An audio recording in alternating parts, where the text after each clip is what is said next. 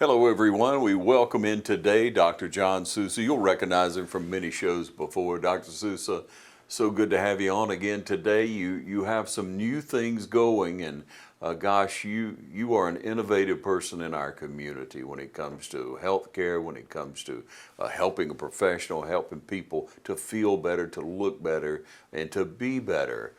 Throughout their course of life. And gosh, how long have you been in the Dublin area, Doctor? I've been here, I believe, 30 plus years. Man, time flies.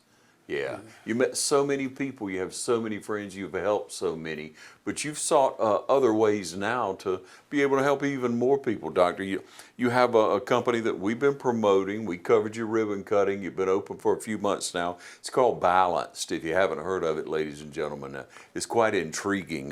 Balanced Aesthetics, Weight Loss, and Wellness, Right. Offering 3 services.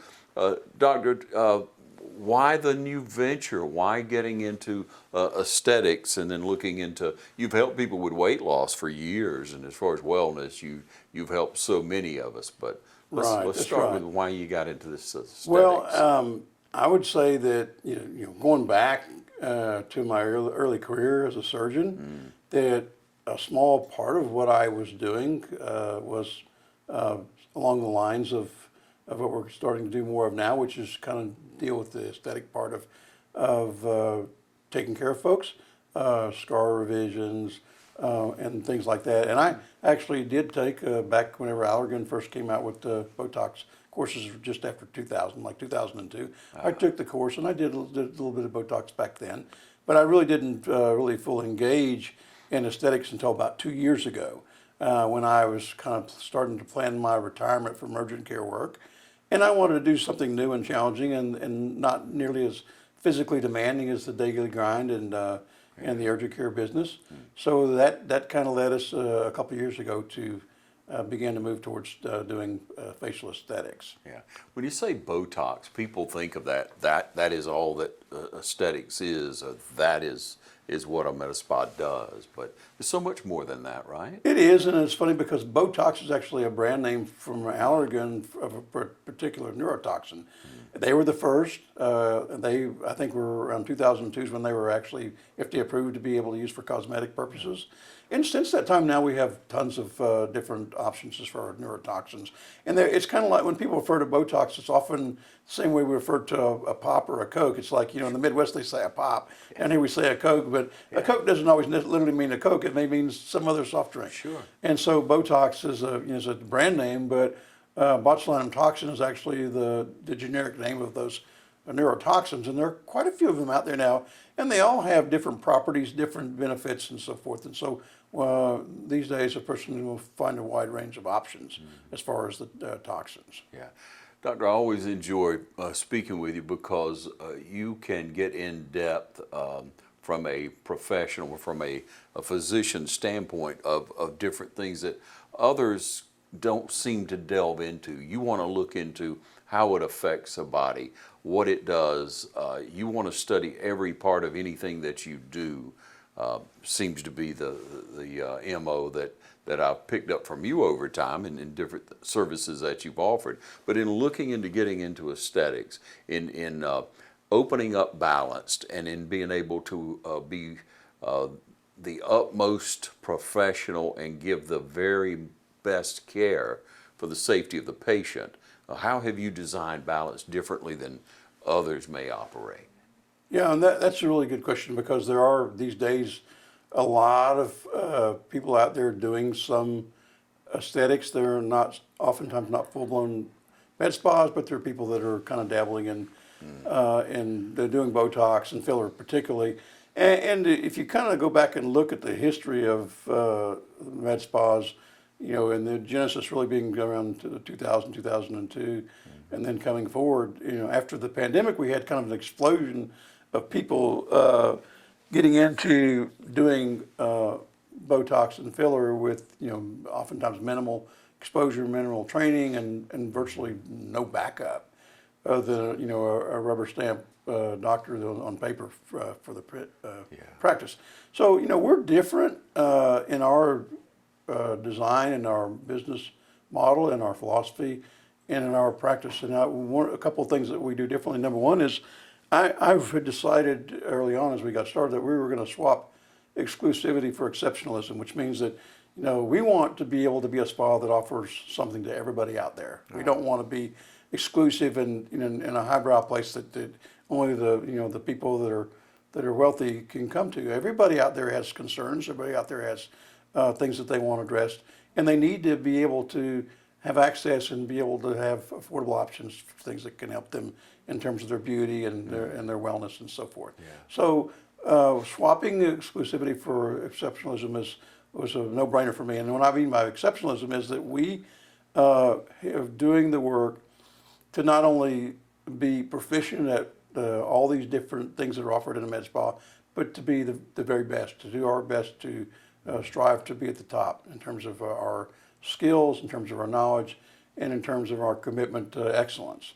And a lot of folks don't know it, and it came to me as a big surprise when I first got into the aesthetics industry or the med spa industry, that about 80% of the med spas out there across the country don't have a bona fide medical director that's active in the practice.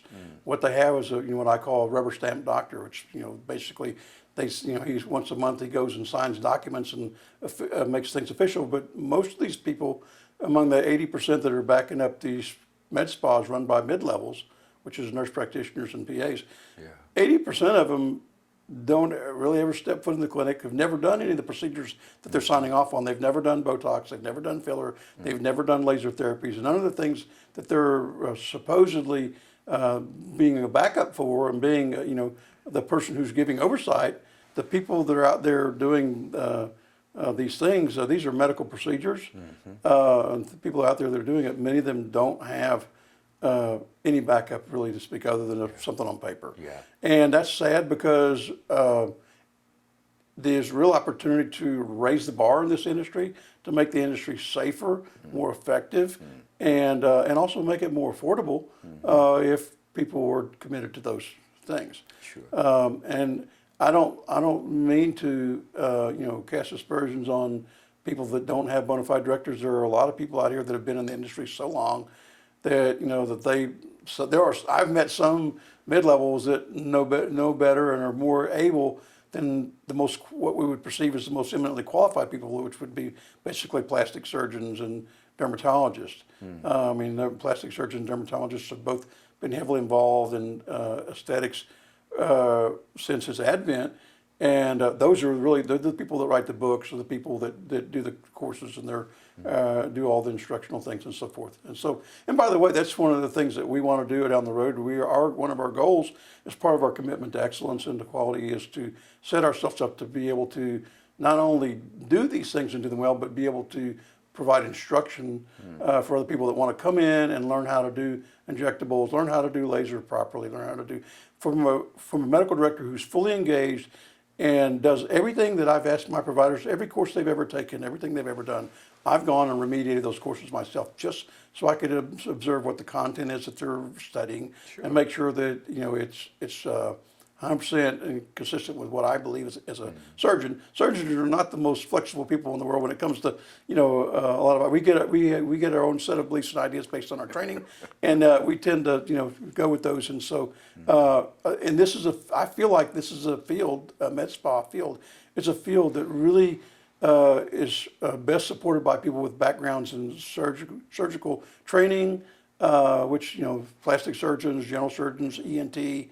And also the dermatologists these days have a fair amount of surgical training too. These are all people that really know anatomy, they know the best techniques and so forth. And these are the people that should be out there and leading the industry. And I think to some degree they are, but they're doing it from a distance because there's just not enough active involvement in the industry by these professionals as far as the med spas out there that are delivering care. So to me, I find it shocking that 80% of the med spas don't have really bona fide leadership. They just have a person just stamping their paperwork. Someone who wants service can rest assured they can take ease of mind that you are overseeing, you're training, you're ensuring that the procedures are done properly by those providing services through Balance. That's right. That's exactly right. And I feel like that's the way it should be. Yeah, yeah. And when you speak of possibility as you grow to offer others the proper training and oversight to be able to do injections and different services or procedures, because you think of you putting a needle into someone, you must know where you're putting it. You can't be Exactly. It's not a training field. You must know what you're That's doing. right. That's right. And there, like any other procedure, complications arise. Even in the hands of the most skilled people, we always make a joke about the fact that if a surgeon or a practitioner says they've never had a complication, then it usually means they just haven't done enough of them, because even the best of them can experience that. Sure. But that brings up another important point: is that when you run into complications in the med spa industry, some of the people out there may not be prepared to deal with the complications, and their backup is even less qualified to deal with them than they are. So you phone call somebody and they just say, well, send them to the emergency room or something. Oh. The emergency room often is not equipped to deal with these kind of complications of the things that we're doing. Some of them anyway, particularly with the fillers and things like that. But having said that, I really think that there's a movement towards, with the medical board and the industry itself, there is a movement to continue to raise the bar. We're kind of ahead of the curve on that, because we feel like that's the best thing to do in order to ensure quality and excellence in our med spas. Yeah. And we know that they're going to be getting the best care possible. So you're providing really an advanced technology. That's right, and and there are med spas that just do the injectables, just the Botox and the filler, and oftentimes maybe some esthetician work, which means facials and things like that. But Okay. we go beyond that. We have several different lasers that we use for different therapies. We have lasers that are designed for permanent hair removal, and we have lasers that do skin resurfacing to help with wrinkles and pigmentation, rosacea on the face. We have lasers that can help to deal with blood vessels, to get rid of those pesky spider veins on the legs, Yeah. or the small little red veins on the face. We can treat all those things with those technologies. And one other technology that we're doing, which is really cutting edge, and has not really been fully embraced by the med spa industry yet, for a number of reasons. That is, and I'll elaborate more on that is ultrasound technology. So ultrasound technology has been around for a long time. When in the early days, it was things like identifying a pregnancy and looking for blood clots in the veins. But then, when I was a surgery resident, it was quickly becoming popular to use ultrasound in the trauma bay to evaluate for internal injuries. When we were trying to decide if a patient needed to go to surgery or not, if we put an ultrasound in there and saw a liter of blood in the abdomen, we knew we needed to go straight to the operating room. Yeah. So that technology is now advanced to the point where we have really, really good technology to be used on the face when we're doing injections. And why is this important? It's important because there are some serious complications that can arise from injecting fillers in the face. They're not common, but when they happen, they're often really, really bad. I mean, so you can imagine if you're injecting filler in somebody's face and you inadvertently inject a blood vessel, then you basically cut off the blood supply to part of your face, and your part of your face skin can necrose and literally just fall off. So that's a rare complication, but you don't ever want that to happen. And if it does happen to you, you want it to happen under the conditions that you've done everything you could do to try to prevent it, and try to take steps to be aware of what the blood vessels are, where they are, and the anatomy and things like that. So ultrasound technology is pretty new. It's very exciting. It's technically very demanding. I mean, I've poured hours and hours and hours over mastering the structural layers as they appear on an ultrasound device, which the resolution is, by the way, it's really, really good. And so, but there's a pretty steep learning curve with that device, and it's expensive. I mean, a handheld device costs about $7,000 or $8,000, and so consequently, not a large number of places are doing this yet. But I think in a matter of years, it's going to become the standard of care, because if it prevents one person from losing their eyesight, which by the way, that's a complication. I have people come now and they've had filler other places, and they're like, they signed a consent form, but nobody verbally told them that one of the rare but serious complications of filler is you can lose vision in your eye, because the filler can get into the blood vessels inadvertently. Now, we have a lot of things we use to minimize that risk. We use cannulas, which have blunted ends, so it's much less likely to happen, but it still can happen. And I think it could even happen even when using an ultrasound. It's not like I wouldn't say that there's 100% prevention with an ultrasound, but the reality is, at least in theory, it can offer, because you can define the anatomy, it can offer you a chance to inject in a way that you can avoid those vessels. Yeah. So with the ultrasound that you provide, you alleviate that as much risk as possible. You basically take another thing out of the equation that's really important. And I think that that's what sets us apart. I mean, this is an example of our commitment to excellence. It's not something we have to do. There's not a lot of pressure out there to do that, but because the industry at large doesn't do that. But I think that the better it gets, the easier it gets to be done. Yeah. And the response I've gotten from a couple of people when I've asked them why they don't do it is because that they feel like it's not. They've never had a complication at this point, which is good, and it slows them down.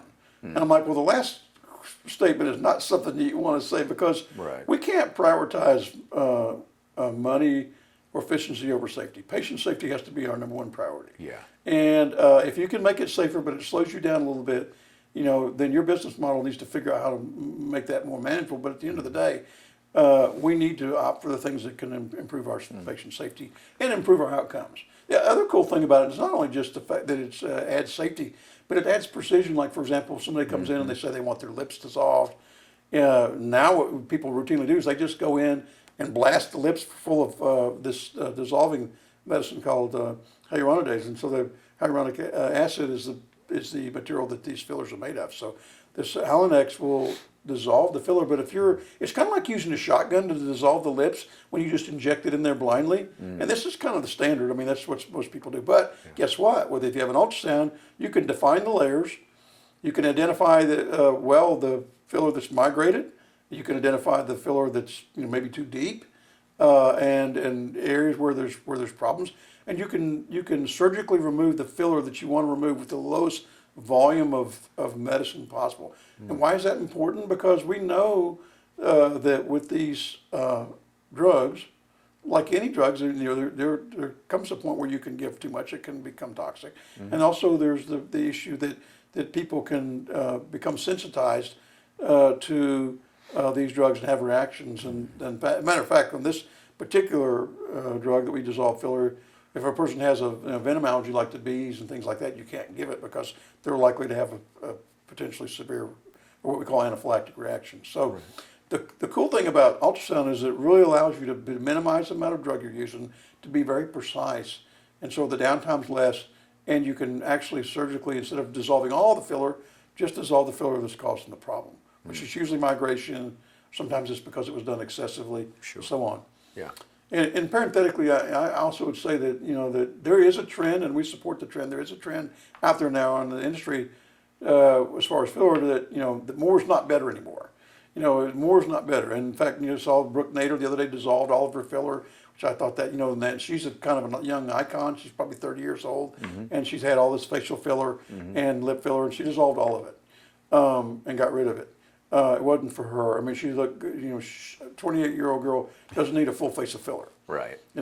There is this thing out there called facial balancing, which some people have asymmetry in their face, and sometimes correcting asymmetry, that would be a legitimate reason to to do a more aggressive facial filler on a young person. But as far as routinely filling the face of a young person because I say I don't like the shape of my face, it can go too far, and like it did go too far with her. Yeah. And so we're really we want to try to push more towards the natural look, more towards preserving the natural look and restoring that look. And people, as we age, I mean that's really what comes in as we age. Then we really want to be able to do enhancements to help restore the youthful appearance by getting rid of the wrinkles and fine lines and things like that. So we have lasers, we have radiofrequency skin tightening.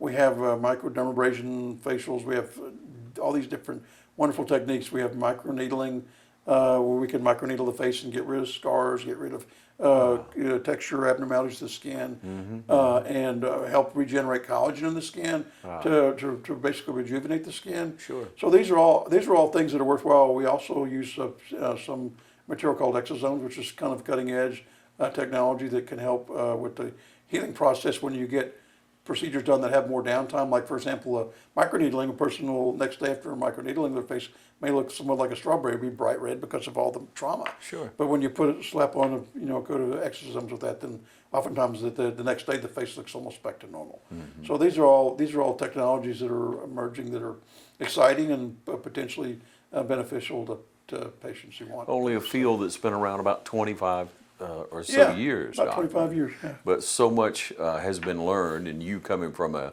medical doctor into the field, you're able to offer so much more quality of a service and care. Not only do you offer aesthetics, but you're continuing with weight loss now.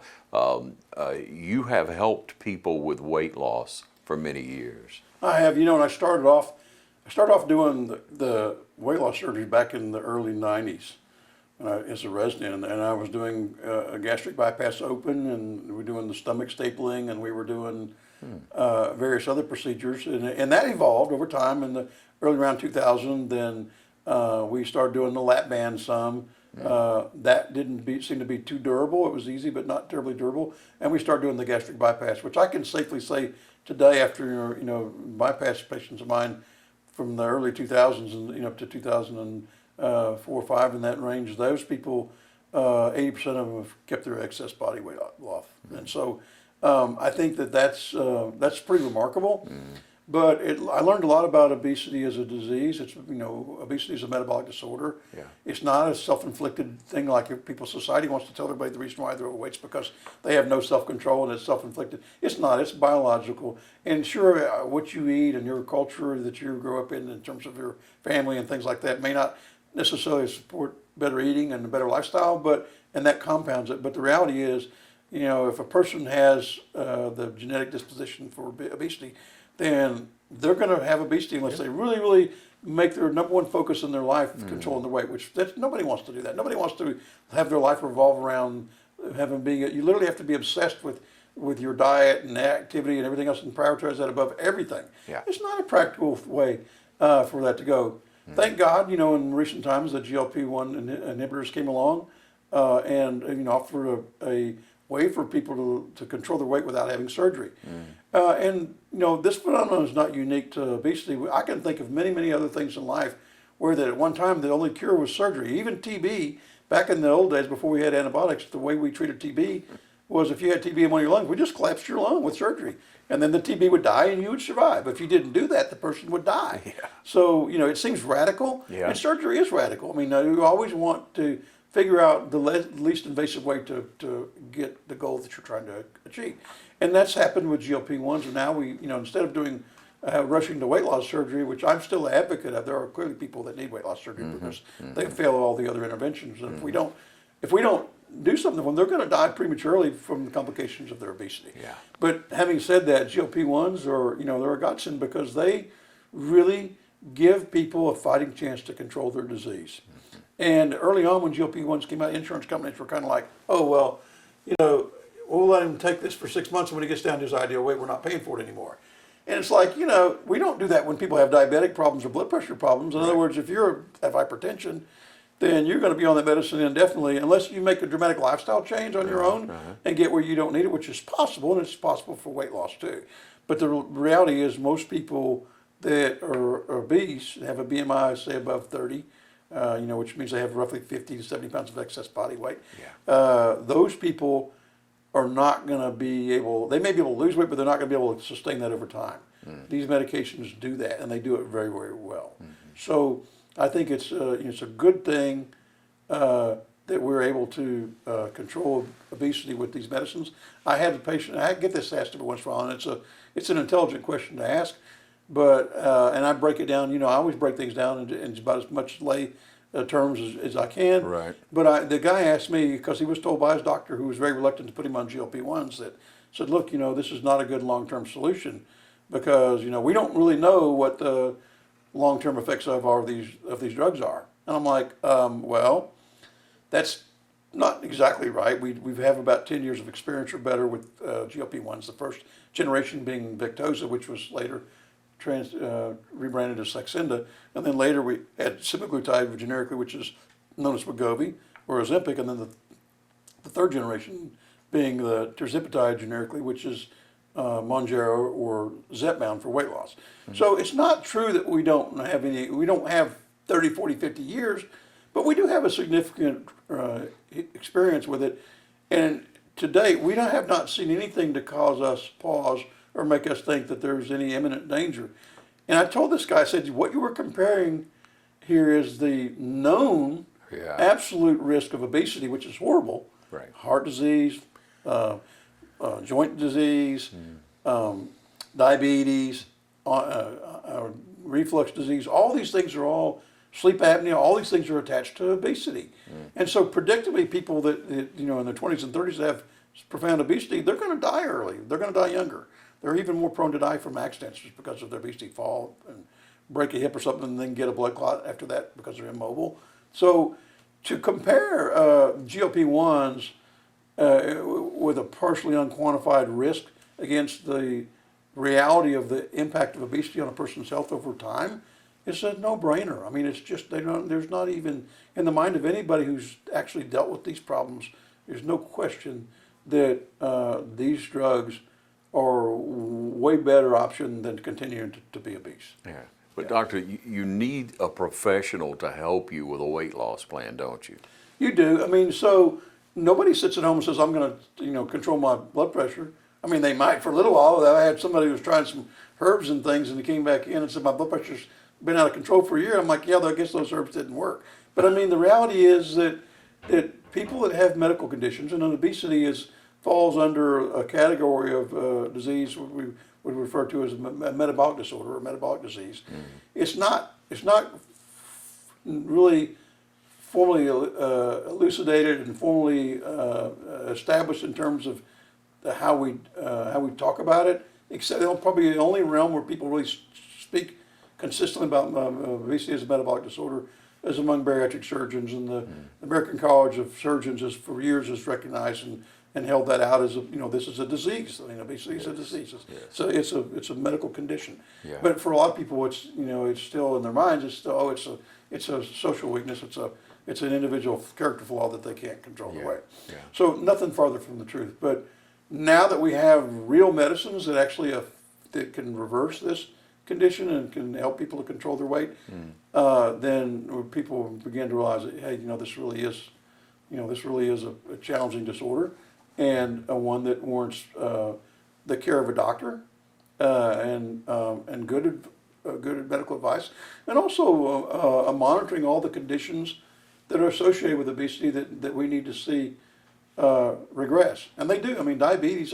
When I used to do weight loss surgery, and people that are on insulin a week to 2 weeks after the surgery, they'd be off their insulin. Yeah. I mean, it's just that dramatic. Yeah. So, and the GLP-1s, I think, have the potential to produce very similar results, and they have. Yeah, excellent addition to drugs and ways to help people with weight loss. But we talked about aesthetics, we talked about weight loss, wellness. So under the wellness, and that's a broad umbrella. Wellness really amounts to, I know a lot of people when you say wellness, they just picture somebody riding a bicycle and eating the, fruit and nuts and things. It's like, it's much more than that. Yeah. And the wellness becomes much more important as we get older. Because as we get older, we get hormonal changes. Women go through hormonal changes. Men go through hormonal changes, and these things impact the quality of life. And so, addressing hormones in females, addressing hormones in males, which in males, of course, the testosterone is the thing that we're speaking of. Okay, that's important, and it's beneficial. We also address sleep apnea. Which is impacts on people's quality. So many people come in and oh, I'm so tired, I feel terrible, and then you get a sleep study and then they've got sleep apnea. I'm like, okay, you need a machine, and you'll feel better. And then we along with that, we want to look at assessing their vitamin levels for the vitamin D, which is commonly low in folks. They don't get enough sun exposure. They want to avoid that sun in Georgia, so they want to get out and make that vitamin D. Yeah. And don't drink milk. So, because I've now, a lot of the different diets now discourage you from dairy products and things like that. Which I'm old school, man. I think dairy products are actually the benefit of is there as long as you reduce the fat. I think it's a good food to have. But a lot of people avoid dairy products. So we want to be able to monitor the vitamins and assess those and make sure that those are optimized. So, in that vein, we're doing different things to to try to help people, to even recommending, and in the future I think we're going to probably get a line of supplements, a small line, just basic supplements. I think there are way too many out there. A lot of them don't really do anything, but there are some supplements that we need as when we get older, and most particularly just a basic good vitamin. Yeah. For a lot of people is a place to start. So if you evaluate the wellness, you're able to help that individual with what they may be missing. Yeah, yeah. Yeah.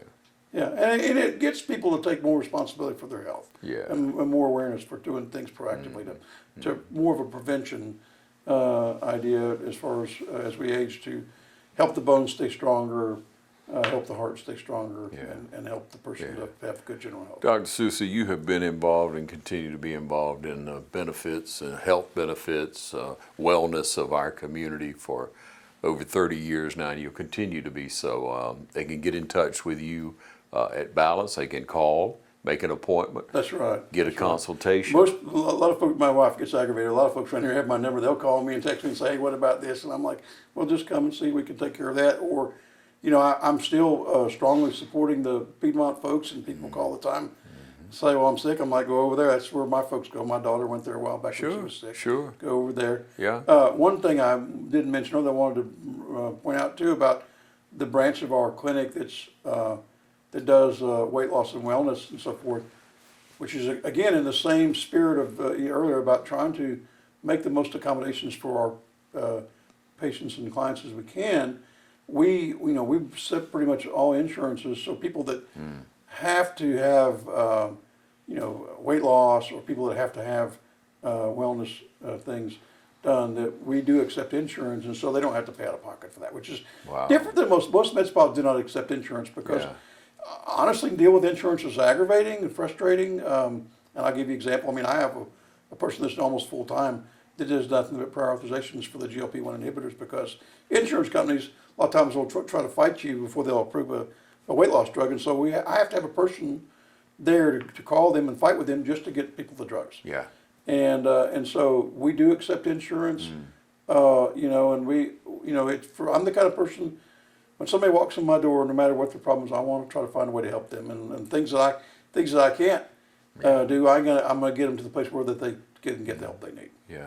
Yeah, doctor, that's a commitment to helping people, and that's a commitment that you have. It's an oath that you took and you hold dear. And so anyone that knows you knows that. If you don't know Dr. Souza, get in touch with him, get in touch with Balanced, make that appointment, come in and meet his staff, meet Dr. Souza, and get the help you need, whether it's with aesthetics and you want to approach that, or if you have been and you want a more proficient, more professional group to be able to help you. If it's with weight loss and you've tried this or that, or you need to take advantage of insurance and get on that program, then they can help you. If it's complete wellness, and Dr. Souza can help you. Yeah. Thank you, Dr. Thank Souza, you so much. Appreciate it. Yeah.